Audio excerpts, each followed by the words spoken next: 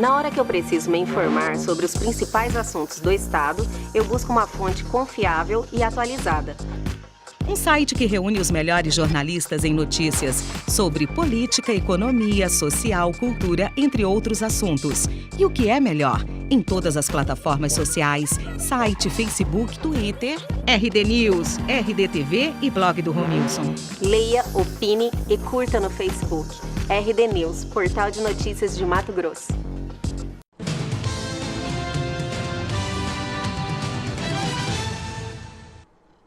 Olá, hoje nós vamos falar especialmente para o público feminino. Você tem na família casos de calvície? Já está aparecendo algum sintoma? Está preocupado? Nós vamos conversar sobre este assunto hoje com o médico cirurgião plástico Victor Albuquerque Teixeira da Silva, que vem falar sobre transplante de cabelo. Obrigada pela sua presença aqui, doutor. Obrigado a vocês pelo convite. Vamos já falar aí sobre essa questão de públicos, né? A maior parte é mesmo o masculino que tem esses problemas de calvície? A calvície, ela atinge tanto os dois públicos, né? Os dados são de que 50% dos homens algum dia na vida vão ficar com algum grau de calvície. As mulheres têm uma incidência um pouco menor, mas as mulheres também têm calvície em graus variados, mas que procuram o transplante capilar, que chegam a procurar, que têm a necessidade. 90% do público é masculino mesmo.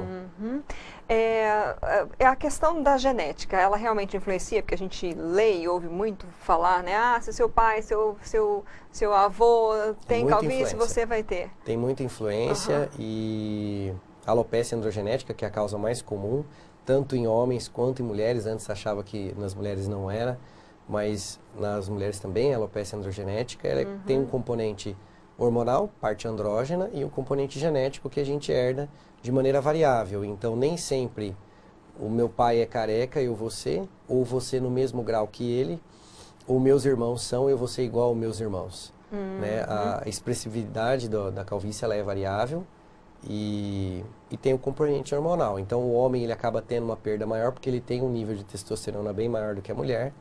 E isso converte na dihidrotestosterona, que é o hormônio responsável pela queda dos fios e a miniaturização, o enfraquecimento dos fios. Tem algum outro fator, além do genético, que pode influenciar? Tem várias também? doenças de couro cabeludo, estresse, vitaminas, deficiências diversas, doenças autoimunes que fazem o cabelo cair. Mas aí são tratáveis, algumas, a maioria são tratáveis e reversíveis, outras não, mas tem uma apresentação diferente da alopecia androgenética. Por isso que na consulta a gente sempre busca ver se o paciente não tem perda de uma outra causa, para você não submetê-lo a um transplante que não vai ter resultado. Não sei se é impressão que a gente tem, mas parece que cada vez mais cedo estão aparecendo jovens com quedas assim consideráveis, né, com calvície. Existe essa, digamos, evolução de idade? Na realidade, hoje a procura pelo tratamento é mais cedo. A calvície sempre existiu, né, e os graus de calvície sempre foram variados. Mas a procura agora, como se tem tratamento, é um pouco mais cedo, as pessoas logo já vão atrás. Tanto das loções, dos cremes ou do transplante mesmo. Mas tem um fator que tem acontecido com uma certa frequência, que é a utilização de esteroides, que é o uso de anabolizantes. Na parte do masculina, ele vai elevar muito a testosterona, vai aumentar a conversão em dihidrotestosterona e vai produzir uma queda mais acentuada dos fios. Mas isso também não é a maioria dos casos, né? Mas a gente tem um público hoje sofrendo mais cedo por conta do uso de esteroides também. Quais são os graus da calvície? A calvície tem algumas classificações, a mais comum é de Norwood, a gente utiliza 7 classificações nessa tabela. E não significa que ela é uma tabela progressiva, né? Não significa que hoje eu estou lá no grau 1, grau 2, que eu vou chegar ao grau 7, que é a calvície mais avançada. Mas algumas pessoas transitam por todos os graus e outros já começam ali no grau 2 e evoluem rapidamente para o 4, 5, dentro de 5, 10 anos. E alguns nunca vão chegar nem no 4, 5, vão ser somente grau 1, grau 2. Então você precisa conhecer a classificação para saber planejar o tratamento. Daí o porquê da classificação. Porque você tende a olhar e perceber como que ele está evoluindo, ou como ele pode evoluir, para planejar o transplante, para ele não ficar com resultado artificial, ou mesmo em calvícies avançadas você tem área calva maior que a área doadora, você saber aonde usar aquele cabelo para dar um resultado mais natural para o paciente. A partir de que momento, assim, o homem deve se preocupar com essa calvície, com essa... Porque a gente sabe que existe um número de fios normais que você perde por dia, né? Em que momento é um alerta já? Então, aquele fio que cai na hora do banho, o pessoal preocupa muito, a gente pergunta muito isso na consulta. Aquele fio que você vai tomar banho, ele sai no chuveiro, aquilo não é calvície, né? Aquilo é a troca dos fios naturais que existem. O nosso cabelo ele vive em ciclos e graças a Deus nem todos estão no mesmo ciclo, porque senão a gente ficaria cabeludo e careca, né? Quando ele caísse. Mas essa troca dos fios é comum. Agora, a calvície, ela vai enfraquecendo os fios, então eles vão perdendo em densidade, em espessura, vai ficando mais fino, mais ralo.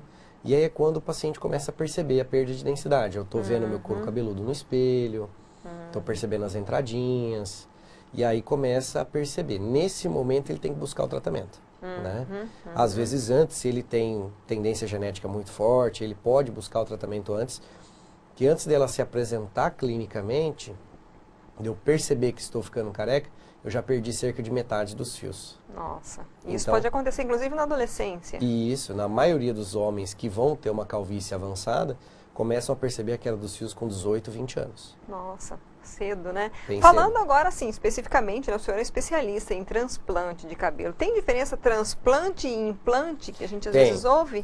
A gente acaba escutando os dois termos, é comum. O implante seria o implantar uma estrutura sintética no couro cabeludo.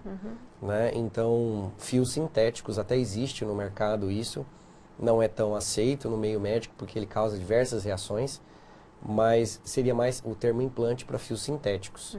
Como o implante de uma prótese de joelho, uma prótese de mama, que é um implante de um dispositivo externo, né? Pode haver rejeição do corpo. É, uma coisa que não é natural. O transplante, ele se aplica mais porque você transplanta os fios de uma região para outra. Então, é os fios do próprio paciente, as unidades foliculares que a gente fala, né? Com a matriz, com o bulbo, com todas as estruturas necessárias à produção de um novo cabelo. Ela é transplantada para o local onde o paciente está precisando. Então, o termo que mais se adequa hoje é o transplante. E aí, quando, por exemplo, a pessoa tem uma área grande, geralmente é mais aqui na parte de cima da cabeça que a gente vê, né? Quando tem uma área grande, esse transplante ele é feito de uma única vez ou são várias sessões? Não. Como é que é na prática? Essa classificação de calvície a gente utiliza, num dos motivos é por isso. Em pacientes com áreas calvas grandes que desejam um transplante capilar, ele tem condição de realizar desde que ele tenha uma boa área doadora. Né? Então ele precisa passar numa avaliação para a gente ver se ele tem uma boa área doadora, que são essa zona segura aqui da parte lateral e a parte de trás. Se ele tiver uma boa área doadora, a gente consegue dar algum poder de cobertura, mas em calvícies muito avançadas a gente precisa de 2 sessões, uma primeira mais para essa região frontal, do meio do couro cabeludo para frente, e uma segunda sessão para a região da coroa. E às vezes uma terceira sessão para complementação. Mesmo em calvície só de entradas e perda de linha anterior, a gente precisa às vezes de 2 sessões, porque o paciente tem entradas grandes, tem perda de topete, que é o frontal tuft, que a gente fala, acentuada. Então, nessas regiões consomem muito cabelo para você tratar. Então, às vezes você precisa fazer 2 sessões. Né? Tem as mega sessões, que são feitas em dias consecutivos, e tem as sessões separadas, que são feitas 8 meses, 1 ano depois da primeira intervenção, que é o que normalmente as pessoas acabam fazendo. Cada sessão dura quanto tempo, em geral? O transplante capilar, pela técnica FUE, que é a técnica que a gente retira diretamente as unidades foliculares, sem aquela cicatriz, ela é uma cirurgia mais demorada. Então, uma cirurgia de 8 a 12 horas, dependendo. Porque é retirado na mesma sessão, é retirado de um lado para ser transplantado para o outro? A área doadora toda do paciente ela é raspada, lateral, parte posterior e a outra lateral, a gente raspa na máquina zero. Né? Vem coisa nova aí, mas a gente ainda não pode divulgar, daqui a uns tempos a gente não vai poder precisar mais raspar. A gente raspa, então essas unidades são retiradas uma a uma dessa região do couro cabeludo e são transplantadas para essa região.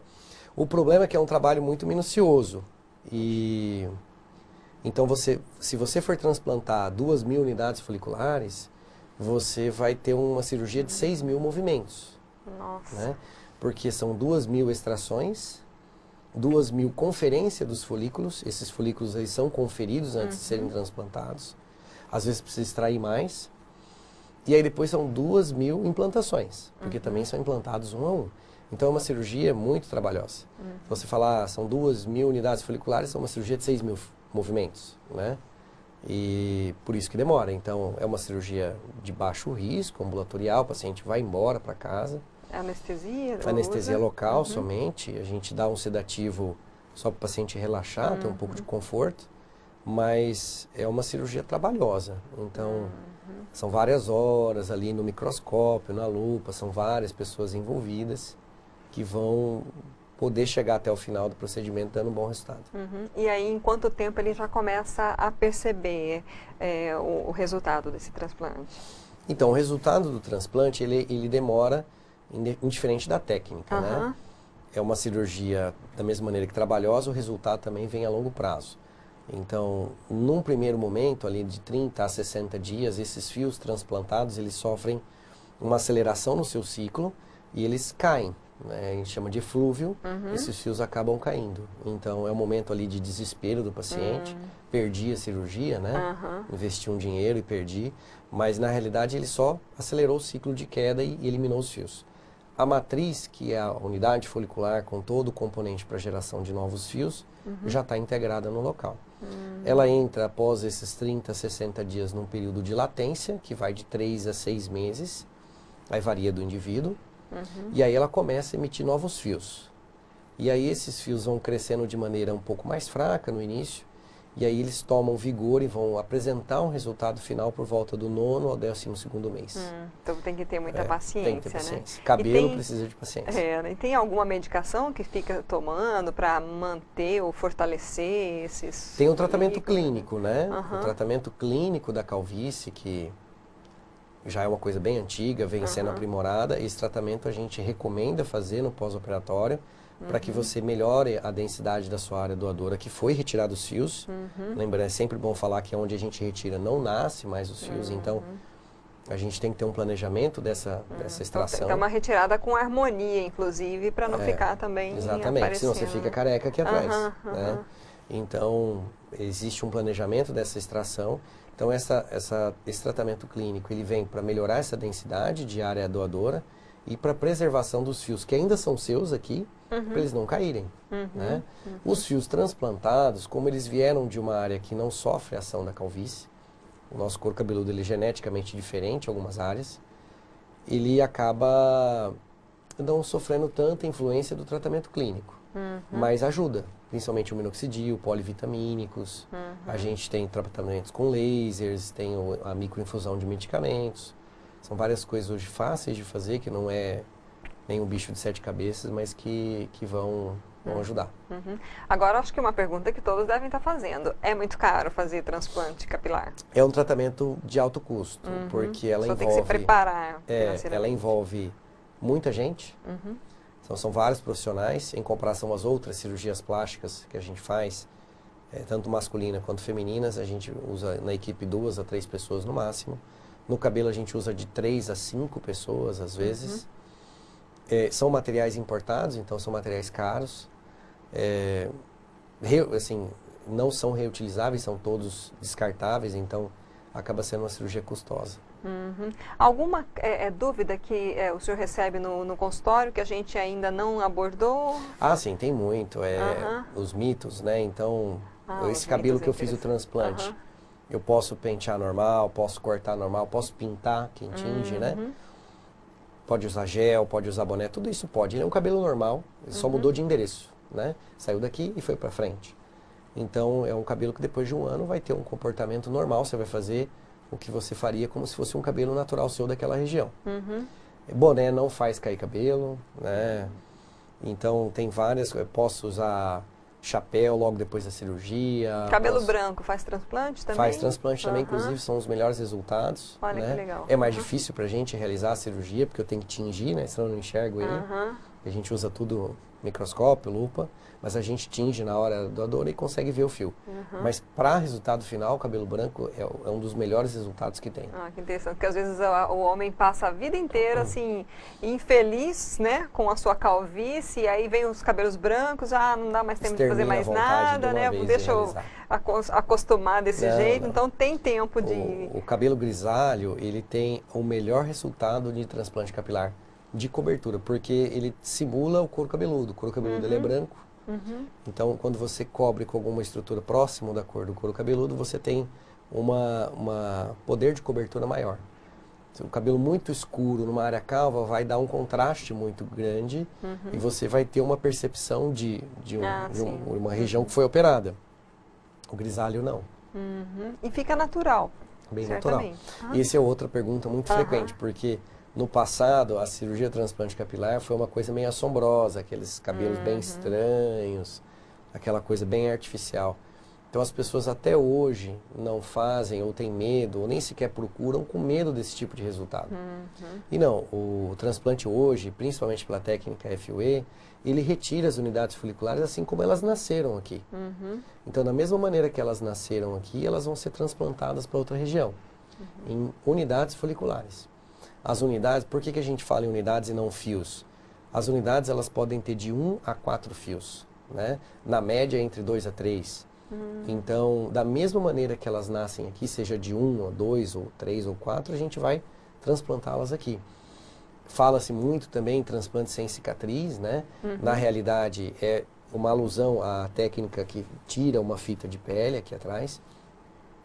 Hoje a gente não realiza mais isso, ainda tem gente que realiza, é uma técnica boa, mas a técnica FUE você retira diretamente a unidade folicular. Então você faz microincisões de 0,8, 0,9 milímetros. Nossa. Que são incisões muito pequenas, que em 24 horas já estão cicatrizadas. Então, por isso que na boca do povo acabou ficando com o transplante sem cicatriz. Na realidade, ele tem micro cicatrizes de 0,8, 0,9 milímetros. Pequenas, que não vão se tornar clinicamente percebidas, né? É possível fazer na barba transplante capilar? É possível também. O FUE deu essa oportunidade pra gente, que antes você não ia conseguir tirar uma fita de pele do tórax, porque ia ficar uma cicatriz. O FUE você pode retirar pelo do tórax, pelo da barba e transplantar o couro cabeludo. Só que a barba aqui vai continuar sendo barba aqui. Então você não consegue realizar o transplante para áreas de refinamento, como linha anterior, né? Você acaba colocando a barba ou pelo do tórax em regiões para aumento de densidade. Então scalp médio, coroa, para você somente ganhar em densidade. Aí entra os casos avançados, né? O cara não tem mais área doadora, quer fazer o transplante, então você pode dar a oportunidade a esse paciente de outros fios. Mas colocar na barba, fazer o transplante na parte da barba, quem tem barba falhada, que Tem agora também. tá uma moda, né? Tudo, É barbas uma procura bem cheias. comum da barba. Hoje aquela barba lenhadora, barba bem preenchida, o homem está cultivando isso. Também é possível você ter falhas na barba, como eu tenho, e transplantar dos locais que a gente raspa, que a gente não quer a barba, para esses locais. E aí o resultado é natural. Né? Bom, eu acho que faltou mais alguma coisa para a gente encerrar de informação? É um procedimento cirúrgico, como todos os outros, então precisa de uma avaliação dos exames, né, afastar outras causas de calvície e fazer a cirurgia. Né? Tá joia. Então a gente agradece muito a sua presença aqui, Obrigado. todos os esclarecimentos. Esperamos que tenhamos ajudado aí, principalmente muitos homens, Sim, né? estamos à disposição. Obrigada. Obrigado. Nós conversamos hoje com o Dr. Victor Albuquerque Teixeira da Silva, médico cirurgião plástico, falando sobre transplante capilar. Se você conhece alguém que interessa, já aproveite, curta e compartilhe. Essa entrevista fica disponível no nosso canal do YouTube, no site RD News, lá no destaque, e também com uma chamada no Facebook. Dá uma olhadinha lá. Obrigada pela audiência. Até a próxima.